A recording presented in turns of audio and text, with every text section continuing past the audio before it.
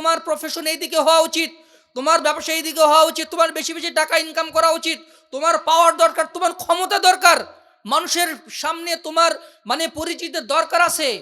এগুলো আমি আপনি করি না, এগুলো আমাদেরকে করানো হয়। কাফের মুশরিকরা প্রত্যেক বছর million billion trillion dollar, crore crore dollar খরচ করছে শুধু মুসলিমদের মনোযোগ আকৃষ্ট করার জন্য।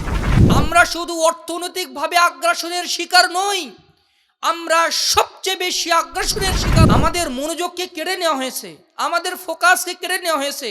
আজকে মুসলিম সমাজ তাদের ক্যারিয়ার নিয়ে স্বপ্ন দেখছে ওইভাবে যেভাবে ইহুদি নাসারা তাদেরকে স্বপ্ন দেখিয়ে দিয়েছে।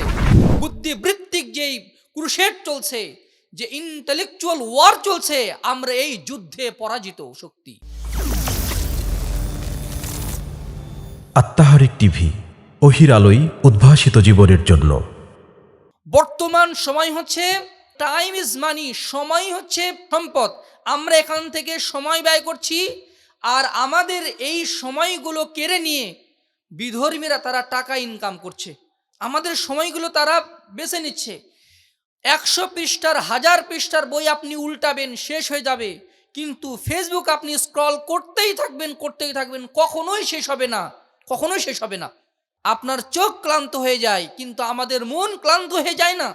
যে মনোযোগটা আমাদের কোরআনে দেওয়ার কথা ছিল, মনোযোগী হয়ে কোরআনে দেওয়ার কথা ছিল, সেই মনোযোগ আমরা দিয়ে ফেলেছি সোশ্যাল মিডিয়াতে।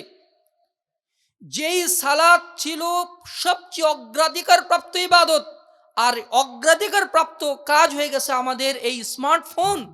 স্মার্টফোন আমাদের সবচেয়ে বেশি জরুরি, সবচেয়ে বেশি আমরা সবচেয়ে বেশি ব্যবহার করি। গাড়িতে ওঠার পরে আমরা দোয়া পড়ি, আমরা সেই আদর্শে আমরা বিশ্বাসী, আমাদেরকে সেটাই শিখিয়েছে ইসলাম। কিন্তু আমরা আবার গাড়িতে উঠেই আমরা অনলাইনের জগতেতে আমরা হারিয়ে যাচ্ছি। এই যে অতিরিক্ত ব্যবহারের কারণে আমাদের যে ইবাদতের মনোযোগের যে ক্ষতিটা হলো, এটা আপনার আমার ব্যবসায় কোটি কোটি টাকার লোকসান হওয়ার চেয়েও বড় ক্ষতি।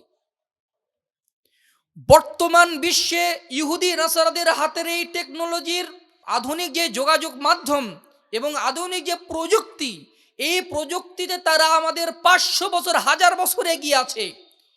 এই প্রযুক্তিকে যদি আপনি আমি টেক্কা দিতে চাই, যদি এর মোকাবেলা করতে চাই, অবশ্যই ঈমান এবং আমলের শক্তি ছাড়া এর টেক্কা দেওয়া, এর মোকাবেলা আদৌ সম্ভব নয়।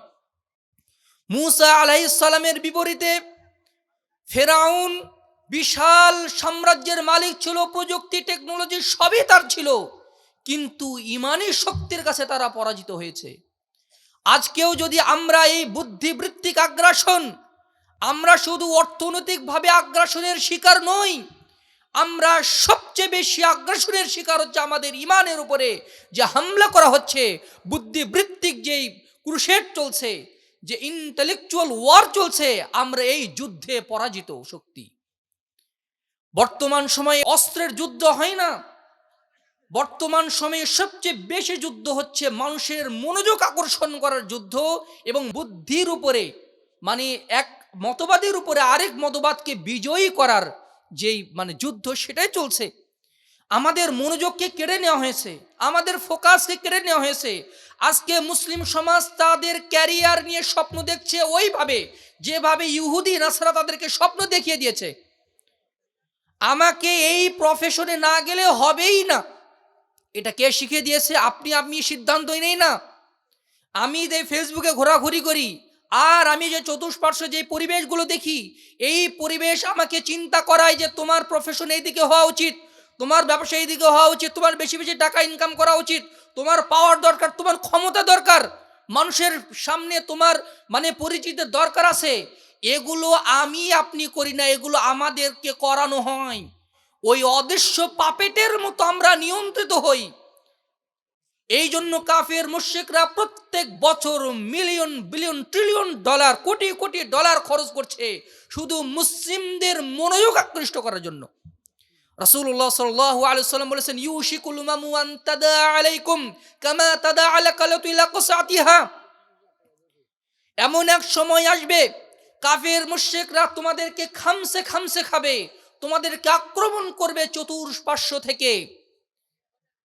মিন কিল্লাতিন, মানে যেমন ভাবে একটা খাবারে একটা প্লেটে চারপাশ থেকে মানুষ সেখান থেকে খামচি দিয়ে খায়, ওই রকম ভাবে মুসলিমদেরকে কাফের মুশরিকরা ওইভাবে খামসে খামসে খাবে। সাহাবায়ে কেরাম বললেন, মিন কিল্লাতিন নাহনু ইয়াউমাইদিন, হে আল্লাহ রাসূল, সেদিন কি আমরা সংখ্যায় কম হব? আল্লাহ রাসূল বললেন, লা ওয়ালাকিন্নাকুম ইয়াউমাইদিন কাসীর, না, সেদিন তোমরা সংখ্যায় অনেক হবে। ওয়ালাকিন্নাকুম গুসাইস সাইলি, ওয়ালাকিন্নাকুম গুসাউন কা গুসাইস সাইলি, তোমরা হয়ে যাবে বানে ফেসে যাওয়া খড়কুটার মতো। পানির উপরে যে জাহাজ চলে সে নিজস্ব সিদ্ধান্ত নিতে পারে যে আমি ডান দিকে যাব নাকি বাম দিকে যাব।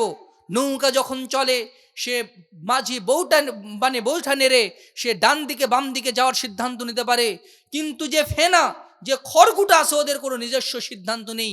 যেই দিকে স্রোত আসে সে সেই দিকে ভেসে যায়। মুসলিমরা হবে ওই রকম বানে ভেসে যাওয়া খড়কুটের মতো। এদের কোনো ভ্যালু থাকবে না, এদের কোনো আত্মমর্যাদা বোধ থাকবে না। ওয়ালা ইয়াকযিফান্নাল্লাহু মিন সুদুরি আদুউবিকুমুল মাহাবাতা মিনকুম, আল্লাহ তাআলা তাদের শত্রুদের অন্তর থেকে তাদের ব্যাপারে ভয় ভীতি তুলে দিবেন। কাফের মুশরিকরা এদেরকে ভয় করবে না। বালাকোটের যুদ্ধে শাহ ইসমাইল শহীদ যে হুঙ্কার দিয়েছিলেন, এক হুঙ্কারে কাফের মুশরিকদের হাত থেকে অস্ত্র পড়ে গিয়েছিল। আগেকার মুসলিমরা যখন তাকবীর দিতেন, তাদের তাকবীর ধ্বনিতে কাফেরদের অন্তরে হৃদয়তন্ত্রীতে কাঁপন তৈরি হতো। আজও তো আমরা হুঙ্কার দেই, ফেসবুকে হুঙ্কার দেই, আর আমরা বিভিন্ন মঞ্চ হুঙ্কার দেই। কই, তারা তো এত ভয় পায় না। তারা উল্টো আমাদের বিরুদ্ধে ষড়যন্ত্র করে, উল্টো আমাদের উপরে রাজত্ব চালায়, উল্টো আমাদের জনপদগুলো দখল করে, উল্টো আমাদেরকে অর্থনৈতিকভাবে রাজনৈতিকভাবে শোষণ করে।